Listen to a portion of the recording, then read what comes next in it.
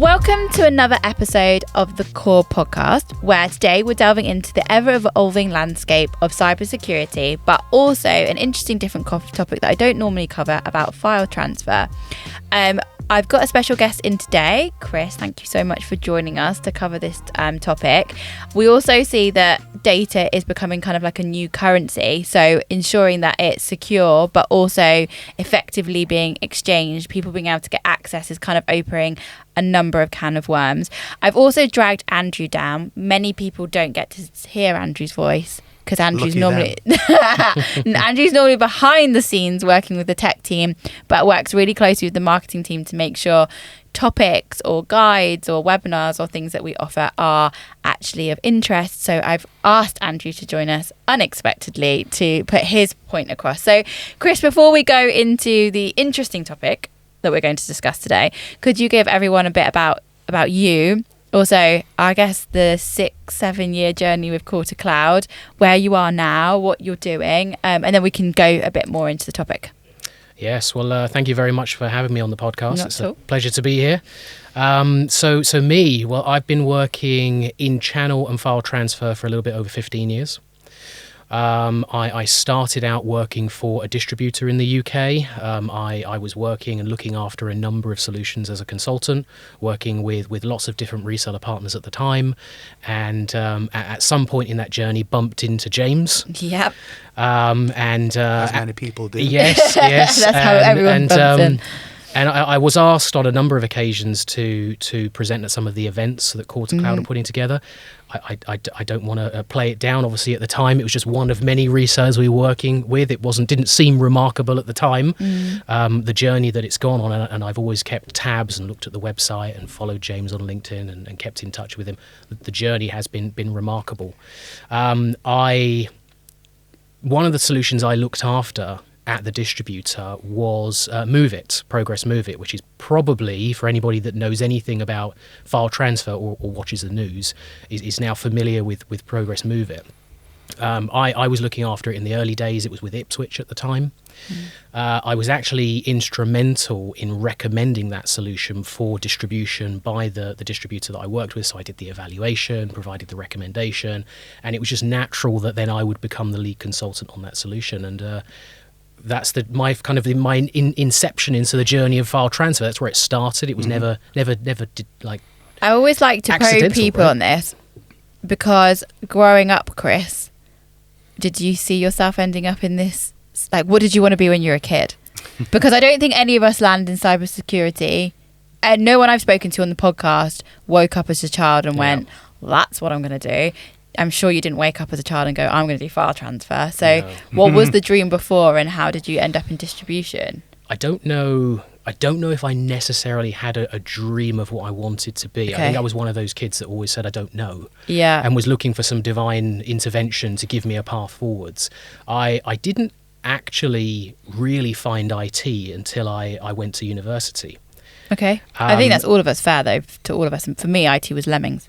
I had a little bit of an interest in IT. My parents bought this horrifically tank-looking HP PC when I was a kid. When I went to secondary school, they wanted to make sure I could do my homework on a PC. Yeah. So they bought one of those PCs, with a pull-out keyboard tray and all that kind of stuff, and you knock it and the whole thing shakes with a CRT monitor on top. And that certainly started my interest in IT. But actually, it wasn't until I went to university, picked computer science as a course. Okay, so you actually picked it as your course. I did, okay. I did. And I had a slightly different journey into university than a lot of people have. I went through sixth form education, got to 18, was horrifically arrogant, thought I can just go find a job. I don't need to go to university. That's what normal people do. Worked in Woolworths, if anybody remembers Woolworths, that. Ladybird clothes. Worked in there for a year.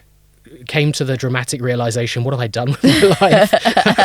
And then enrolled in university a year later. But now you're an adult, right? So I had a slightly different mindset in that I was now, if I'm gonna do this, I've got to do it right? And I went to school, and I had all my peers with me who were 1 year younger, and for them it was just an extension of school. They were messing around, they were doing the type of things that students do, but I was very laser focused, and I was still working at Woolworths, by the way.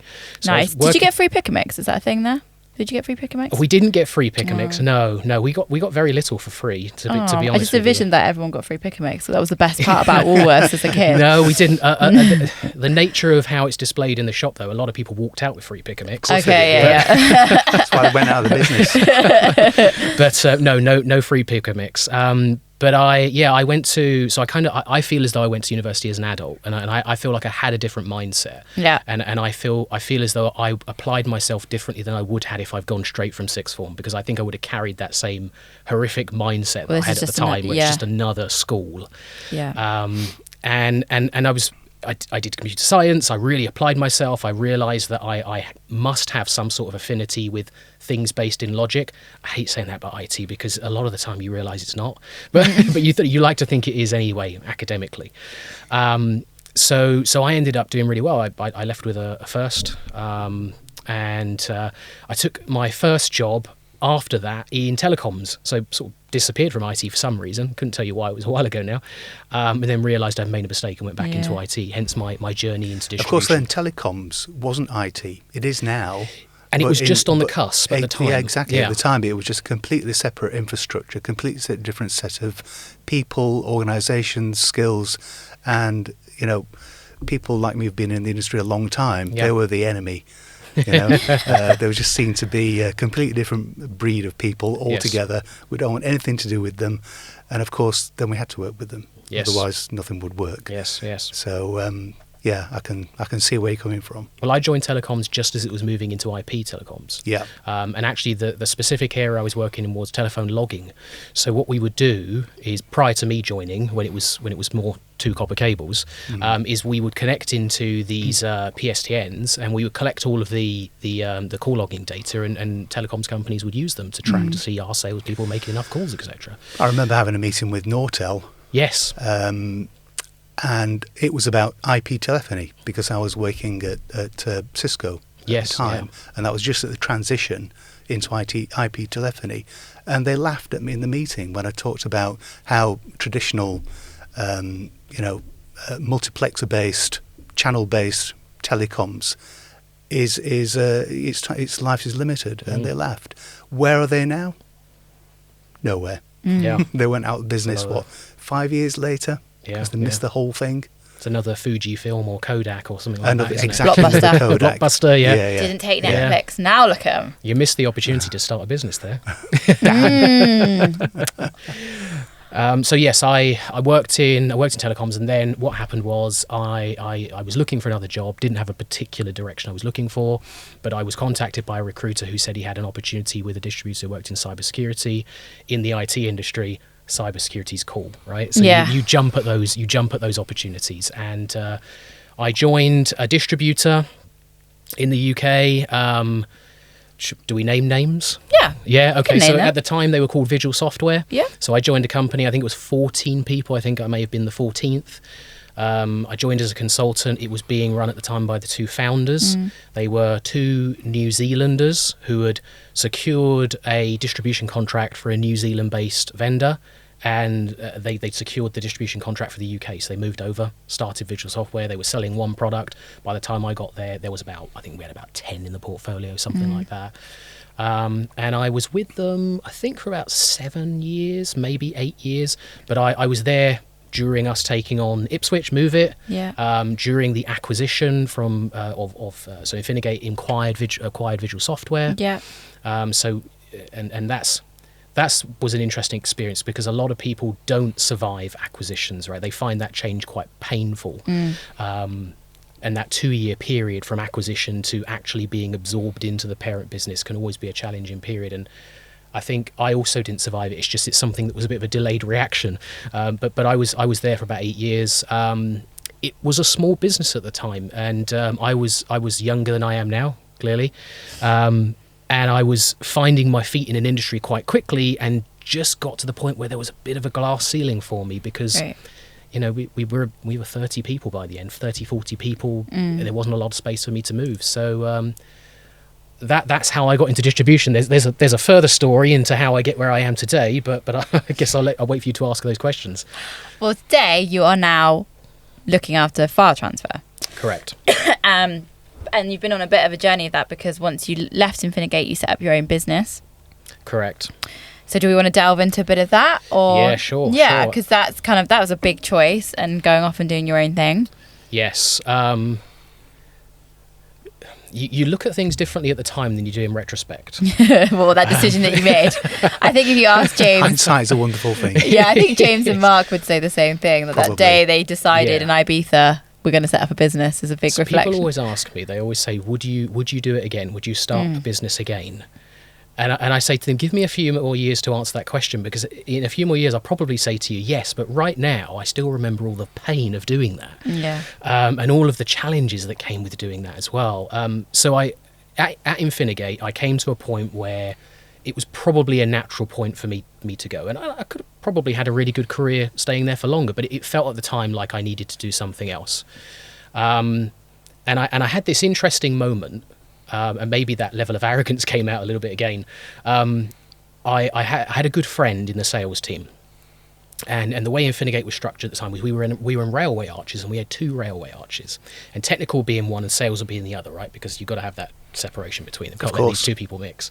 And I had a friend in the sales team, and she would go out smoking every so often outside, and I would sometimes use that as the opportunity. I didn't smoke. I just go out, just share information. Passive smoking, right? great, Yeah, just go out. Yeah, passive smoking was part of it. But it was an opportunity to get a little bit more knowledge about what's going on the other side of the business, because that physical wall was also a mental wall in the business. And just because, when you come to the end of working somewhere, you do maybe slack off a little bit. So I would go outside and not smoke and have a smoking break. And she said to me, it was around about Christmas time, and I remember her saying to me, we're coming to the end of the year, and I've got a couple of orders, and I'm asking these resellers to process them, and they're saying to me they're too busy. And I remember looking at her and thinking, somebody wants to give them money, and they're saying they're not going to take it. I said, I'll tell you what, I'll start a business. Right, it's £12. It might be more now to start a business on Company's House. It's still £12. Yep. Inflation doesn't hit Company's House. I said, I'll start a business, and I'll get registered, and I'll process those orders. And I did that. I processed one of them, not all of them, because who wants to give money to a business that's not even transacted before? Right? And I didn't think of that at the time. I just thought this is easy. So I started that business. I left. I started up this company called Advanced Cyber Solutions. Even stranger, I had started dating somebody at that time, and she was originally from Norway. So she told me she was moving back home, so I decided to move to Norway with her. So not only did I start a business, not know anything about sales, marketing, tax, accounting, anything, apart from what I know, which is the technical side, but I decided to go and do it in another country as well, where I couldn't speak the language. So Great, even more helpful. So learning curves is something I do know about. But I bet you're glad you did it, though, because you don't really think too much about what could go wrong. I mean, you shouldn't really when you're starting a business, otherwise you'd never do it. But you'd probably regret it if you didn't hugely. The key word is naivety, for sure. Yeah. But I have discovered about myself, not just in that instance, I am one of these characters that best swims when thrown in the deep end. Coasting is something that I will become lazy in, right? Because it's easy. Throw me in the worst case scenario, and I will always float to the top. I'm definitely the same. I'm not good. And that was one of those situations, because I had no idea what I was doing, and it was for the first 2 years. People might think that you say that I didn't know what I was doing and there was a learning curve. They think 2 months, 3 weeks, something like that. 2 years I made no money really. I was living off savings. We were renting a place in Norway, famously expensive, so I was paying £5 loaves of bread out of my own savings, and watching my hard-earned cash dwindle out of my account over time. And what happened was, I was selling everything but file transfer at that point. People say why. I don't know why at the time. Because you needed the money. Well, I had this grand idea that I I was going to go and sell a wide portfolio. You can't be too solutions. precious when you need some income, right? Well, I do the sensible thing. Whatever it is, if it brings in some income, okay, that's But even fine. though you knew file transfer so well, that wasn't your obvious... I'm not going to say that all the decisions I've made have been No, intelligent. it's interesting though, isn't it? The fact that that was your expertise, you'd brought them on, you knew that. Your thought wasn't like, oh, that's what I'm going to focus on first because I know it. You were just like, portfolio, go. Okay. Hindsight. Yeah. What happened was because I'd worked at Infinigate, I knew and I'd made connections with Infinigate Norway, so I was living there, and they invited me to their Christmas party one year. Nice. So I went over there, and two of the guys that I used to work with at Ipswich were there because Infinigate Norway distributed for Ipswich too, and I knew them really well. So of course, you know, not speaking the local language, I kind of latched onto them a little bit, speak English to me. And they said to me, "So why don't you sell our software?" And I said, I don't know. Shall we? And that was the trajectory upwards. So in year 2, selling pretty much zero. There was a little bit of income. I was doing sort of some consultancy on the side and things like that to keep it going. When the business was finally acquired in, I think it was year 7 of the business, I was up to, I think it was £800,000 in revenue. But I never employed anyone. It was only ever me. And that was a little bit of a secret that I'm revealing here, because some of the largest customers that I have are very well-known household brands. Yeah. And they would not have signed me up if they knew that I was one person. But they're still our customers today. And they still call me directly, sometimes to my annoyance. They still call me today when they've got support tickets and problems. But that just shows the relationship you built with them. And that's the key thing. You've got a trusted relationship. That's the key thing. It lasts. It's easy to break, of course, and difficult to rebuild. But if you've got it, absolutely, it takes some effort to keep it going, to keep that loyalty. And you looked after all those customers on your own. Yeah. So I got to. Were you very tired? Yes. Yes. There are. I'm only 21, right? Right. Aren't all of us on this podcast just 21? There are wrinkles on my face that I can point to for certain projects. Yeah, I bet. I famously, I often say to people, I never went on holiday for 7 years. Yeah. Not entirely true. I did go on holiday, but I always took my laptop with me. And invariably, every time I went on holiday, I would get some major P1 support ticket. Or I would always at Christmas. But it was kind of bittersweet, because I had this weird thing as well, where whenever I went on holiday, I also landed a massive order that I was waiting for, but I'd have to process it as well, so it would still work on the laptop. And I can remember saying to my partner, like, we'd be getting ready to go down to the beach or something on holiday, and I'd be like, I'm just going to be an hour. You go down to the beach and I'll catch you up. When that business was acquired by the business I work for today, Pro2col, it was the first time I got to go on holiday in 7 years and not take a laptop with me. Wow. I found it really difficult, actually. I kept checking my phone, and I remember saying to people in the business, if you have a problem, just call me. It's 7 hours time zone difference, doesn't matter, just call me, I'll help. But it was just because I was in that mindset, I was permanently in that habit, exactly. Yeah. And it was your baby? And it was my baby as well, yeah. Like, you'd nurtured it, brought it up. Like, even I'm a nightmare. Like, technically I don't have to be at events. I have a very stable team to run them, but I'm always floating around. Delegation's hard. Yeah, like, is the food all right? Do you want me to get some napkins out? The cutlery, do you need? And they're like, what are you doing? And I'm like, I'm just checking. I think that's been a learning curve for me as well. Yeah. And even like when someone comes in and brings an idea to the table and you're like, oh God, that's better. And being like, okay. Like, it's just... there's some interesting outcomes to that period in my life.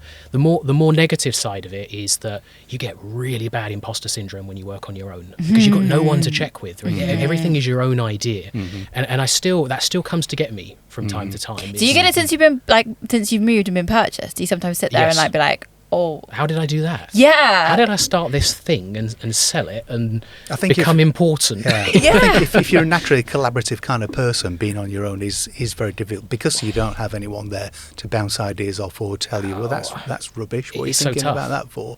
You are both you are the master of your success or your failure. Yeah. And you that's a lot of pressure. Yeah, absolutely. And those first 2 years were really tough, because it's you build that internal voice that says, well, you're obviously doing something wrong, you're not getting this right.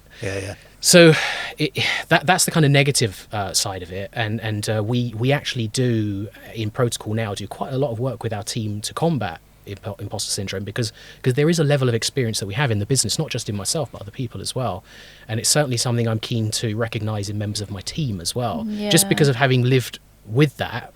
And it's still hanging on. I never had that before Advanced Cyber Solutions. That was the weirdest thing for me. Is it was something that almost built up over time.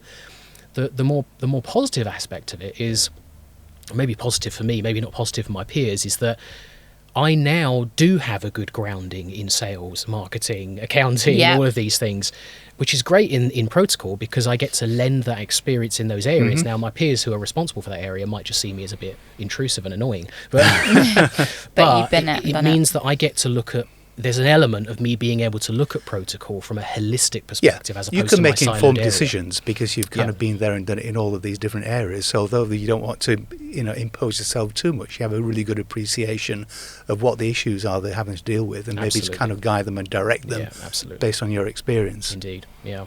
So what had happened was, during my time at Infinigate, I had met a chap called James Lewis, who is the founder and managing director of Pro2col, the company I work for today. I'd met him because he was one of our resellers. And when I left and started my own business, he was one of the first people to call me. And we had a couple of phone calls throughout the year. I wouldn't say that we were regularly talking to each other, but he kept in touch. And in the summer of 2021, he reached out to me via email, wrote me this huge email. He reached out to me and wanted to inquire about the idea of acquiring the business, which I didn't tell him at the time, but the answer was immediately in my mind, yes, right? But I read the email, I was like, nope, not replying to that right away. Yeah. So I think I came back a couple of days later, and you play coy, and you drag it on and things like that. And Can I ask what your immediate reaction was? Yes. I got to a point where the business was making enough money where I had to make a decision. It became a thing that I couldn't just walk away from. Right. It became almost like this entity, this person, where I had to stick with it, or I had to make it do something with somebody else. Right. So I wasn't quite sure at the time whether or not I wanted to stick with it, because that meant hiring staff. It wasn't tenable that it could continue on as one person. It just wasn't going to work. There was a point where I just simply wouldn't have the time to do it anymore. And I kind of knew that I'd have to take that leap and hire somebody. Naturally, I'm a little bit of a risk-averse businessman. I don't like risk. I know it doesn't sound like it, does it? It's at all. Start my own business. Moving Use to a all my different spending. countryside. That sounds like it's laden with risk to me. Yeah, it's a good point. Maybe it's money. Maybe I'm a bit risk-averse with money then. Maybe that's the better way to describe it. Because you knew you had the money in the bank, you'd have to start spending it and getting people in. And I was just concerned about this idea of you hire someone and 6 months later you've got to make them redundant or something because you couldn't afford them or something like that. I was really worried about something like that.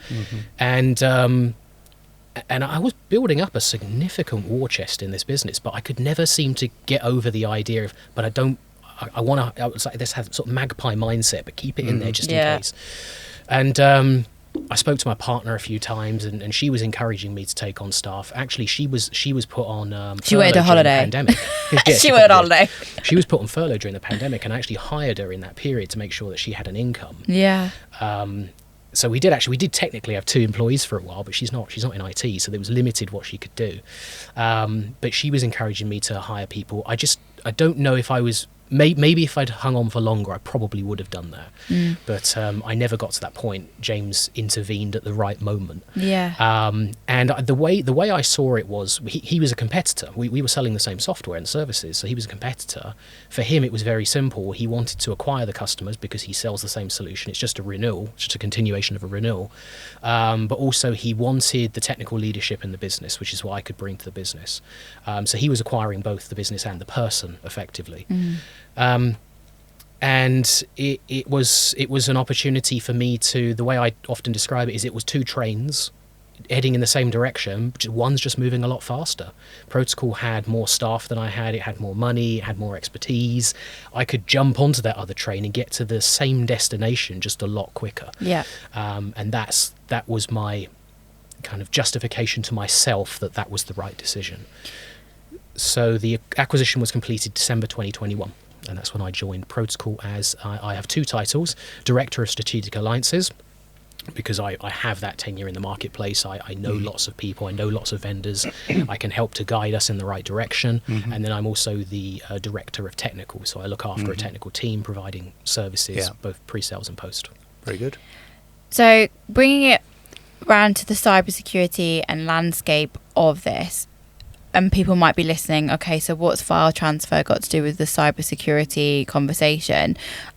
There's been 2 major breaches since we can talk about publicly because we know they're public. So one that was the Go Anywhere. And Yes. then obviously the more well-known was the Move It one. Obviously Yes. you didn't work for these, but your customers would have felt the pain of that. Yes. Could you talk to us a little bit about that and the implications of that side of things and what you guys learnt Yeah, at absolutely. your current company? So the first thing I would say is that file transfer has always had a connection to cybersecurity, or information security maybe more specifically, because the nature of the solutions and the way they're used is they're often transferring either personal data from a data protection perspective, or they're transferring things like financial data, orders, but it's always considered to be business sensitive. Right. So there is always a link between file transfer and security, but it's always been a case of we're acquiring a solution to move files from A to B. Now let me introduce you to our security team who are going to take over from here, right? It's never been the lead. It's always been you've got to satisfy their requirements, and then we move back onto the conceptual requirement of moving files. It could be a legacy thing because security was never really, it was always kind of like an add-on at some point. Yes. When you're talking about, large scale networks, point networks, or Absolutely. or network infrastructure, security was always kind of a bit of an afterthought, really. Yes. No one really maybe didn't understand it properly to understand, or maybe the level of risks then weren't as prominent as they are now, but for whatever reason it always seems to be a little bit of an add-on Yes. as opposed to security first mindset. And in the file transfer market is synonymous with things like FTP, right? The Pro2col FTP, which is we now actively discourage because there's no security built into it. Yeah. But we work with vendors who've been in the marketplace for 30 plus years, right? So they go back to a time in IT where security wasn't the first thinking point. It wasn't the first discussion. Yeah. It's something that's evolved over time. So you're absolutely right. To some degree, our industry has been rooted in a time where it's not been a requirement, it's been a requirement over time. But actually in the past 12 months, or 2023 specifically, security is something that's not just been injected into our industry, it's really come and slapped us in the face. Right. So at the beginning of 2023, I think it was February, but it's easy to Google this and find the correct dates. There was a publicly disclosed vulnerability in a solution that's owned by a company called Fortra, which is called Go Anywhere. Go Anywhere is probably the market leader for file transfer solutions for the small, medium-sized businesses. They certainly work in enterprise, but I think they are absolutely number one for small and medium-sized businesses. That had a quite a significant impact for us because it's one of our primary vendors. We have a section of vendors called core vendors. They are a significant part of our business. And it was something that had not really happened in the file transfer space. There is an example of this in the past, but it hadn't really happened really. It hadn't happened in the time that I suppose had worked in file transfer, and wasn't 100% prepared for the fallout of what it would create. We naturally had almost every single customer contact us or send a support ticket in to say, what do we do? Now, we probably service something in the region of around 120 support tickets a month. We're talking about getting something like 500 in a week. Wow. Whoa. Huge. We were having to learn on the fly how to rapidly communicate with a vendor that didn't have a senior leadership team in the UK. A lot of these vendors are based in the US, so we were finding this out in the morning, and then having to wait sort of 5 hours to get any beginnings of steer. Fortress is a very large company. They've obviously got a legal team. Legal team intervenes on some of the messaging as well, which delays things further and I suppose waters things down a little bit. So we were struggling to get a message out to our customers to be able to help them best. But what we were able to do is mobilize our technical team to effectively just connect into every system that we could. Some of those systems we had unattended access to as part of or the arrangements we already had with customers. Some of it was we were just having to phone the customer and say, can we help you make sure that you're safe? Meanwhile, we had the marketing team sending out an email to the customers that hadn't already figured this out to let them know as well. And it was a very busy time. We track our professional services output and our support output in our business, and the graph for the month of January or February, I can't remember which one it is now, there is a huge bar, a spike in the output that we provided. So we learned a lot from that. One of the things that I guess we learned was we were just throwing resource at a problem, right? Because we didn't necessarily know how to handle it. I think we realised that we needed more of an incident response plan for those situations. Now, as a business, we have incident response plans for our own breaches and vulnerabilities and problems in our own business. We weren't necessarily geared towards doing that for customers that are... And the mass. It was like and the mass of it as well, yeah. And we're not a terribly big company, but we have a significant number of customers. So we now we have somewhere, I think, between 600 and 700 customers, but I think we're 32 people. So if every single one of our customers needs our attention, that's a lot of resource and a lot of time, and in a small amount of time as well, because everybody at that point in time is banging on the table saying, we are vulnerable, help us. Yeah, we need it now. Absolutely. And everybody's the most important in their own estimations, right? Of course they were, in their own world, right? And was it as bad as what you guys thought it was going to be? Was actually most people okay? Like, what was the kind of like the landscape of it when you started peeling back and looking? It depended. Right. So some customers so there was a vulnerability in the software, and it was a vulnerability with a very high CVSS score. So most customers are banging on the table just simply because it existed. Yeah. But there were some customers who had made available a particular portal in this solution to the internet. They thought they had done all they needed to do by having a strong username and password and maybe two-factor authentication, but actually the nature of this vulnerability meant that none of that mattered. And there were some customers who had evidence or artifacts on their solution to show that there had been unauthorized access in the solution. And as I mentioned before, the nature of these solutions means we are 99% of the time moving sensitive data. Okay. And we're often transferring data between our customer and a third party. So it's not just a breach in the eyes of our customer, but also their entire supplier chain and everybody else that they interact with as well. And we know that supply chain is a massive target for attackers, and a growing one as well, because they get very successful at it, because of the complexities of the relationships between all these different applications and databases and so on. Absolutely. And the rate at which data is transferred, it's a gift to an attacker. Absolutely. They don't really have to look very far for exploiting existing vulnerabilities. Absolutely, yeah. Were there best practices that came out of that, or things that you guys learned, or how did that, I suppose, evolve your business and what you offered your customers? Because I'm assuming a breach made you guys all sit back and think, right, this is probably where we can help them more. Yeah, absolutely. So as I say, our initial response was a little bit chaotic and quite scattergun approach. We certainly learned from that experience, and so what happened was we came around to June, so 4 months later, and there was another vulnerability disclosed in our industry, but for a different solution. Yay! Yeah, absolutely. And this was a solution that had been in the marketplace for longer. So this is the Move It solution, which is the one that I had the longest tenure with. And it was a breach that probably wasn't any more significant than the one that we'd seen in February.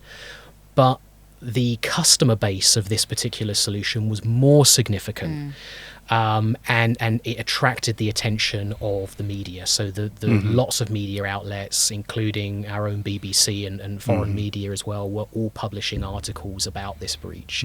I'm not going to name any companies that were mentioned in these articles just for fear of getting it wrong, but you can certainly Google this breach, and there'll be lots of examples of companies that have admitted to those we did breaches. Articles on it, and we even did it in our magazine and stuff like that. So it was a one that we Absolutely. all discussed. Yeah, indeed, and so we had learned a lot of lessons from the previous breach, so we were able to get communication out to our customer base quickly. I'm sure there's always an argument that it's not quick enough, but as quick as we thought we could. I remember specifically we were going to have a management dinner. And we learned about the breach, and actually myself and a couple of the managers, including the manager of marketing, the head of marketing, I should say, is his proper title, we ended up having to hold back and delay the reservation so we could get communication out. Yeah. We again had that spike in our output because we were communicating with customers proactively, and they were asking us to come and help patch their systems. But that time, I think we were far more efficient in our response. We were far more considered. We'd learned the mistakes before, and there was still things to learn in the Move It breach as well for us, but we had a more honed approach than we had previously. We were talking about it offline earlier as well. So their file transfers, it's not just like, there are lots of solutions, aren't there? And there's lots of different ways of doing it, and it can be on the cloud, it can be. So I guess from you guys as an expertise, what do you provide if someone is either thinking about it or already using it but not getting the most of it? What kind of do you suggest as some best practices that you guys do as a business for your customers? Yeah. So Pro2col, the company I work for today, we have been in the marketplace. Well, February will be our 20th birthday. The company is... Are you having a party? We spoke about it in the last management meeting, but I don't know if enough thought has gone into it yet. So there needs to be a party. I'm 20 hoping years is a long time. we need a steering committee or something. I'm already discussing the 10-year. It's next year. Next year? 10-year next year, yeah. Wow. What are we going to do? I think fireworks off the castle. We did. We had a company breakfast and presentation for the 18th birthday, because it's James's. It's his company. He founded it, right? So it was this big thing about, company comes of age, it's 18 years old. Yeah, that's nice. But I think 20 is a nice rounded number. Yeah. And the business is significantly different from 2 years ago. We've grown rapidly, and we've really added to the headcount, professionalization of the business as well. Mm-hmm. So we've been doing this for a long time, and we solely specialize in file transfer and data exchange. So we have people in the business that have been with us almost 10 years, particularly in the technical team. There are people that are almost godlike in their knowledge of this space. So a lot of our customers come to us for that niche, right? I sometimes use the analogy, if you're really going to impress someone with a steak dinner, you're not going to go and buy it from the supermarket. You go to the butcher. Yeah. And we're kind of that analogy with a butcher. We specialize in this area. So I feel like we're uniquely placed to not just provide recommendations based on solutions themselves, but actually more kind of vendor agnostic recommendations as well. Things we see across solutions that we think we can borrow from one and apply to the other. So there's lots of things that you can do.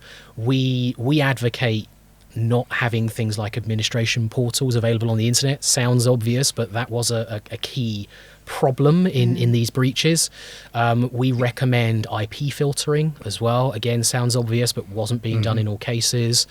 We recommend the use of only secure protocols. Now, nothing I'm saying here probably stands out as being amazingly innovative, but you would be surprised at the proportion of businesses that are not employing those types of tactics. Foundational things. In terms of the customers that you serve, you've mentioned that a lot of them are quite well-known household names. Yes. They tend to have people in the organisation with skills that can at least understand what the problem is and know where to go to try and get it fixed.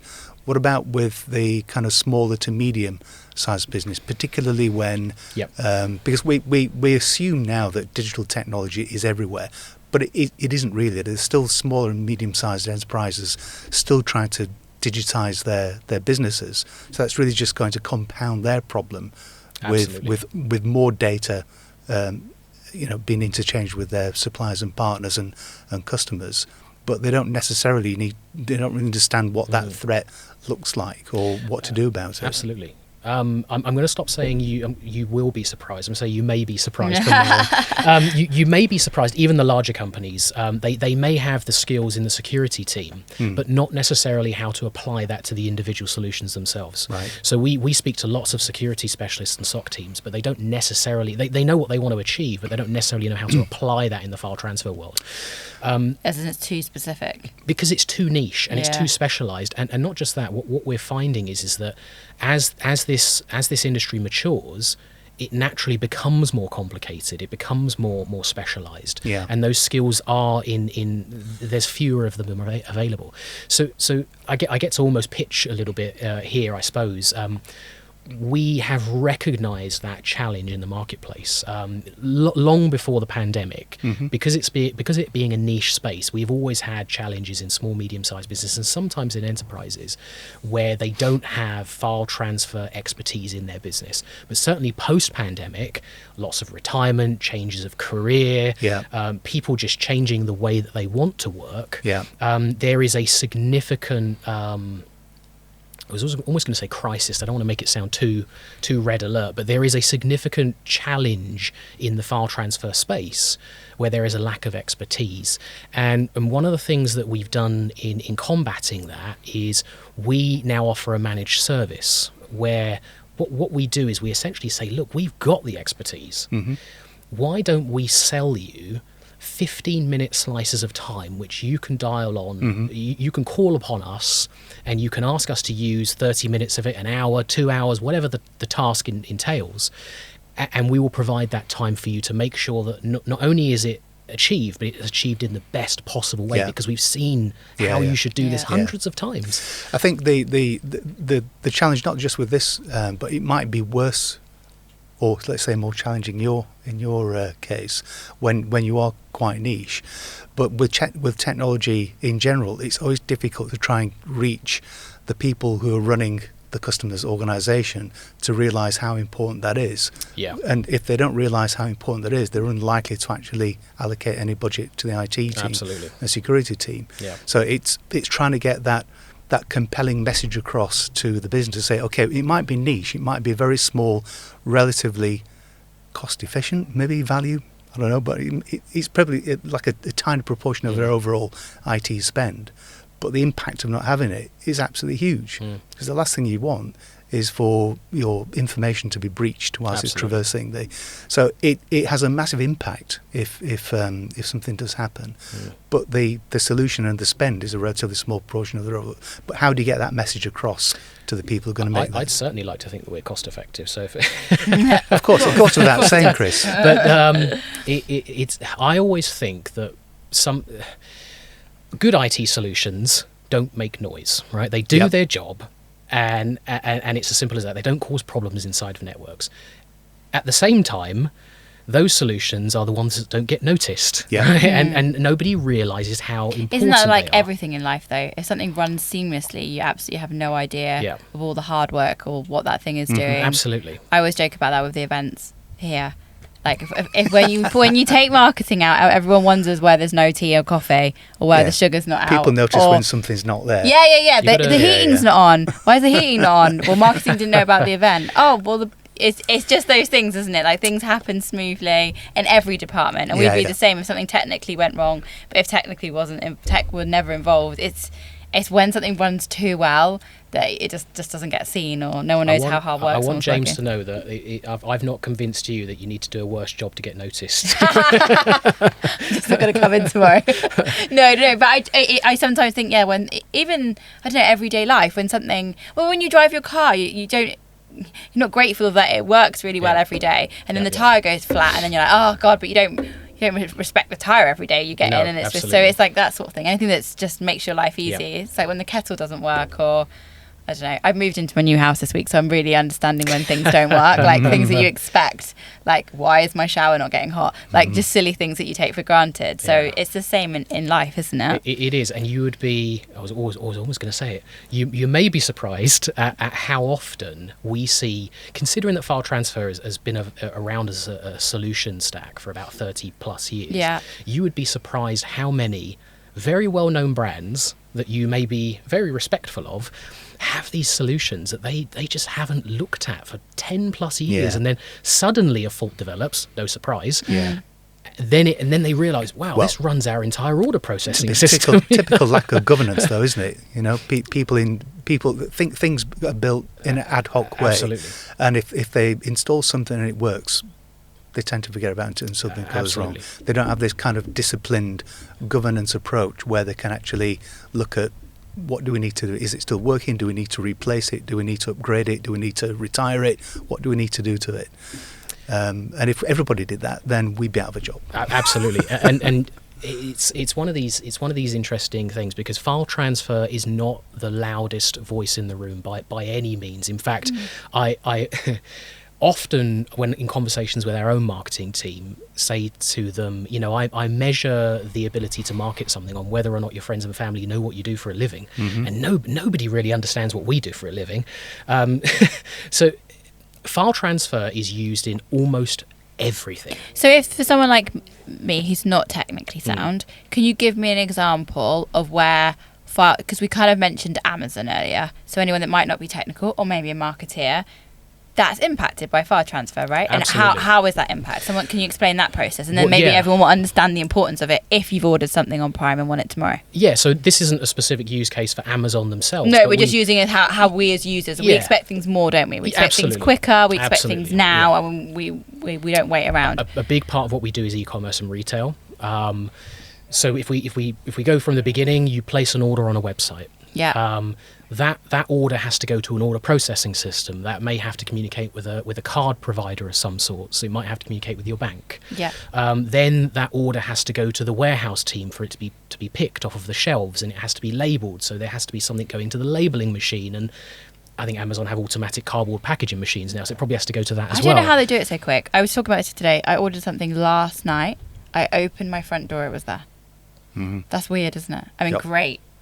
Weird. Well, they were the pioneers of e-commerce, weren't they? When they were just selling books online. I know. Yeah. I mean, that's why I used to buy my books in uni. Right. So that's all file transfer. That's those all file actions, transfer. Yeah. right? And then there's all of we talk about supplier chains. So then there's the logistics of then delivering that to the person. Right. Now I know Amazon typically uses their own logistics networks now, but other people use other DPD other people, or DPD, Royal Mail, Parcel Force, all of these guys. There needs to be communication with them. Now that's not happening manually. Amazon's not calling them up saying, Tracy, I need to book in a collection to deliver to Worcester or somewhere like that. That's all happening automatically without any human touch, and that's all taking place using these types of file transfer tools.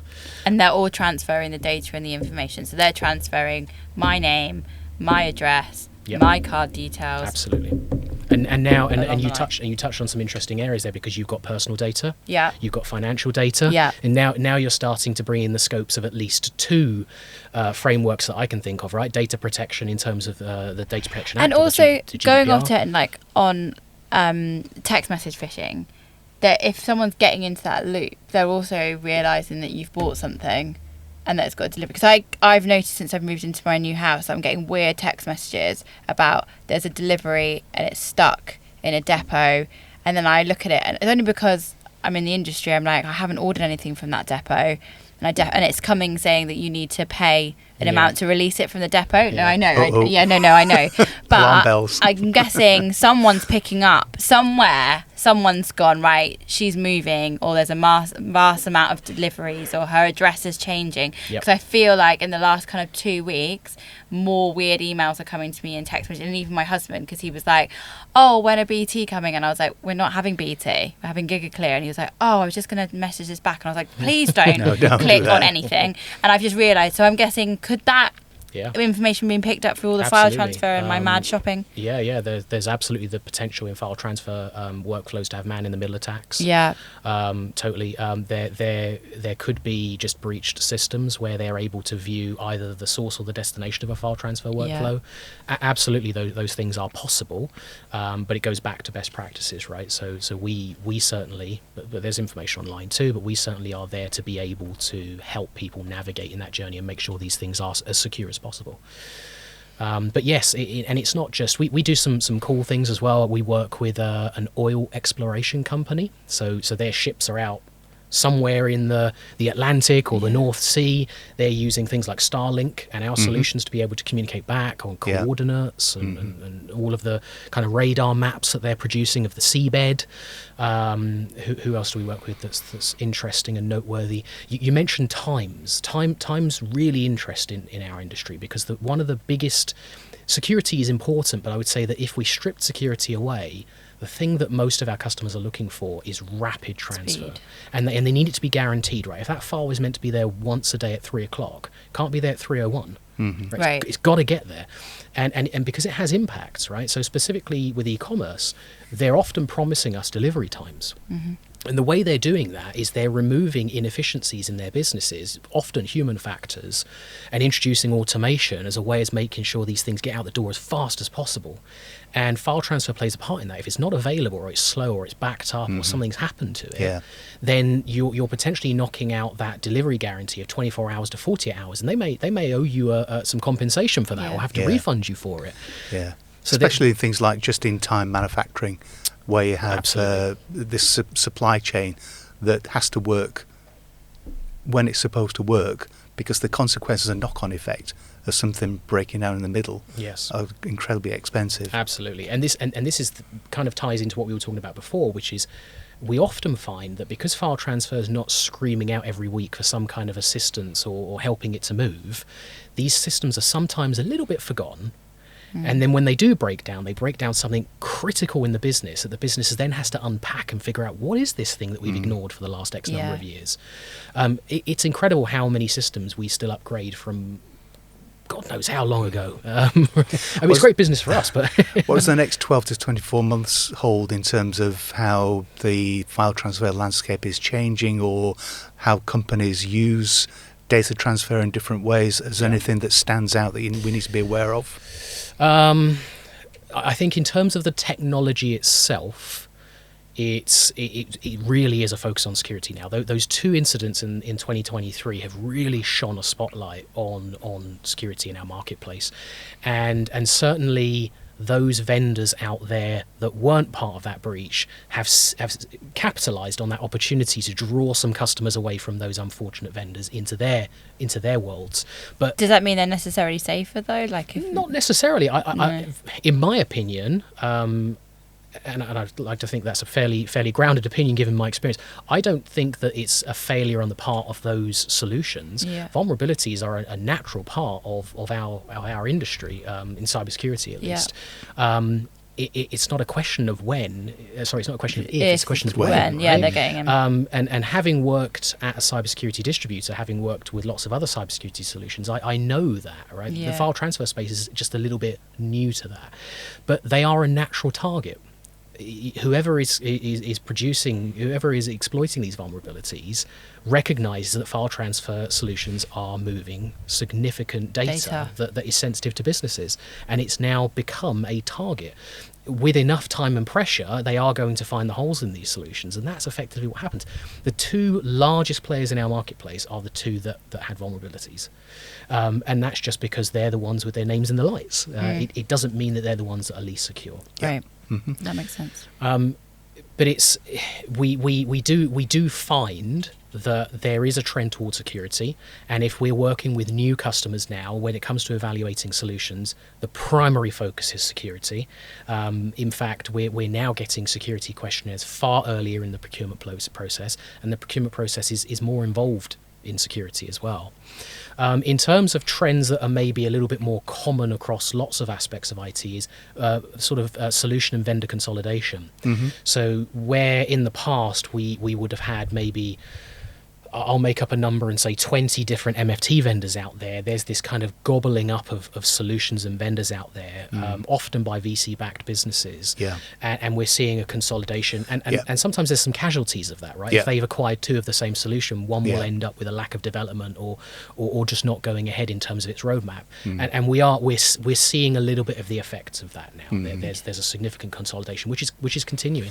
It's a natural thing, isn't it, when you get this explosion of startup businesses because something is on trend. And the general statistics of wanting startup, something like 9 in 10 startups failing, plus the natural consolidation because some of them just don't know how to go to market or capture the market opportunity or execute very well, and they just get gobbled up and left behind. So and that has an impact on the poor customer because they've already made an investment in that. What do they do? And it's maybe a little bit of a cynical view. I've seen a couple of these consolidation phases in my career, and I've seen quite a lot. I'm sure.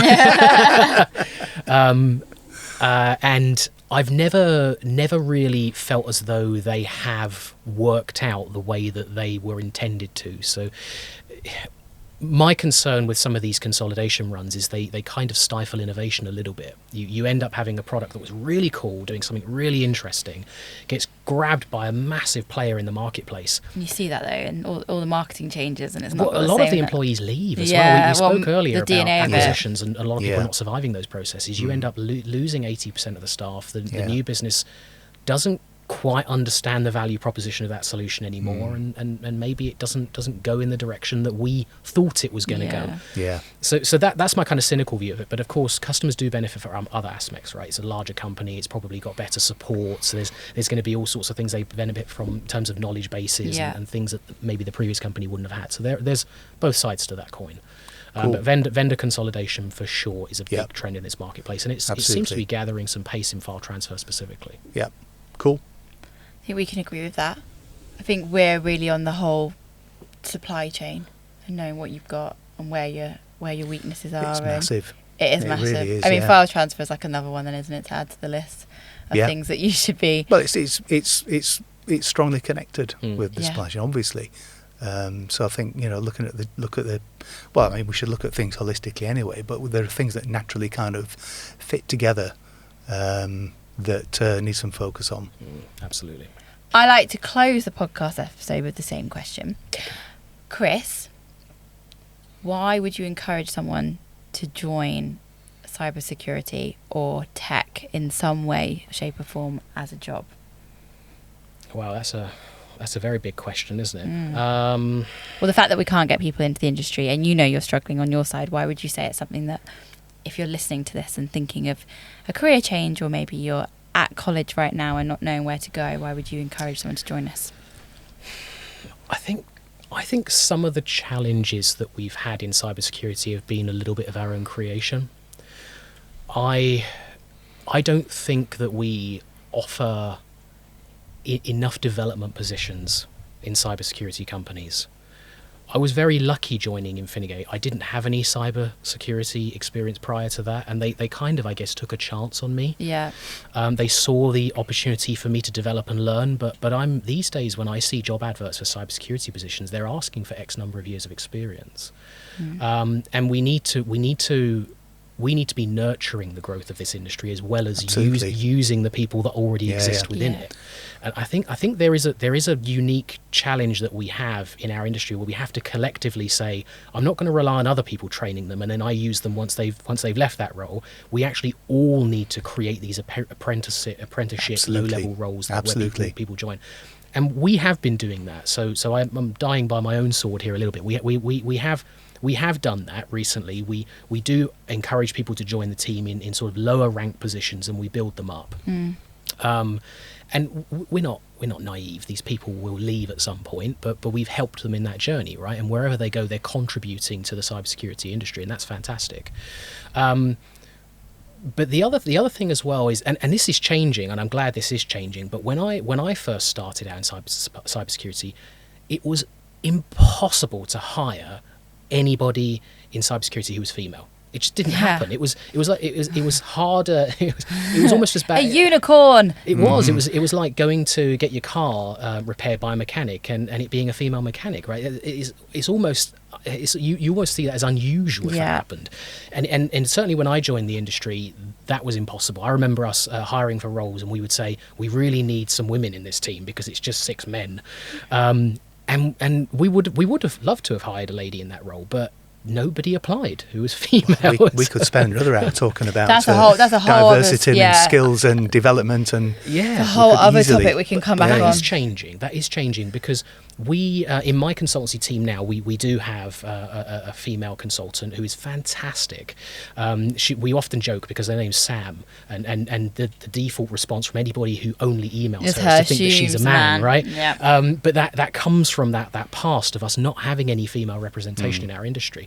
But that is changing. It is absolutely changing. And we are seeing now more females appearing in the candidate and the application process. So I suppose not one that we can fundamentally change, but one that I think is changing and we can continue to encourage to change. So I think it's a case of two things. One, we need to nurture new entry into cybersecurity. We absolutely need to do that from the ground up, but we also need to get away from this kind of notion that IT is a man's industry. 100%. We have to get away from that. Absolutely. Well, because we're all impacted by IT.